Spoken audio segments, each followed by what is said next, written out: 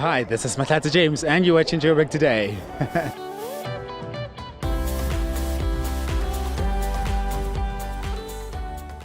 Virtual meetings have become a norm over the years, and we often wonder if we're dressed appropriately for the occasion.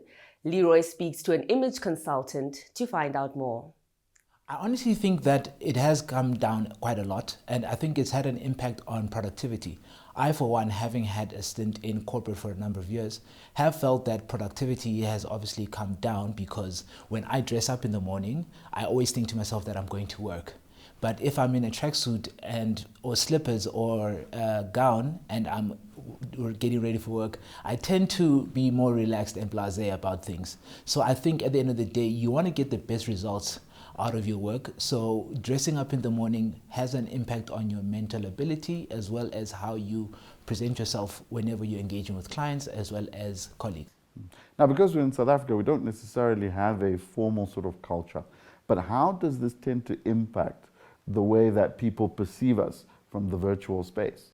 As you mentioned, that we don't necessarily have a big culture as far as dressing up relative to the globe, but that has a limiting impact in how we engage with the rest of the world. I think, if anything, we need to find ourselves catching up with the rest of the world, dressing at a global standard, that way we can compete. Having said that, how does one then dress for the virtual office space meeting? For the virtual space meeting, you always want to present yourself in a way that represents your company well. Internal meetings, try to wear a dress shirt. You can choose to wear a jacket on top of that if you must. For external meetings, wear a tie. I think that's just a corporate rule. What we've done at Mngqibisa is try to encompass both your corporate lifestyle as well as your personal lifestyle. We've created this hybrid sweatsuit, which is made out of a suit fabric, but it enables you to live a dual life, whether you need to be on a Zoom call and quickly have to jump off to sort out your personal life, whether it's fetching kids from school, preparing lunch, and then jumping onto the next Zoom call. Why is it then so important for people to distinguish between physical office space attire versus that of virtual office space? There are slight nuances, and that's because it comes from what is practical for your lifestyle.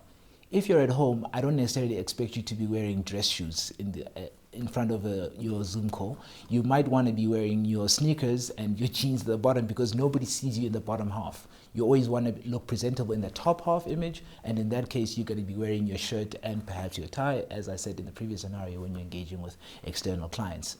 In the office, you're going to be wearing a full suit because you're going to be walking around, you're walking into meetings, you're going to be greeting clients. So in that case, the client is going to perceive you in your full outfit. So it's always about putting the best foot forward. Indeed, it's about presenting your brand well. And that brand is both your personal brand, your professional brand, as well as the corporate brand, the company that you represent. You never want to be in a position where a client doesn't think that you take them seriously.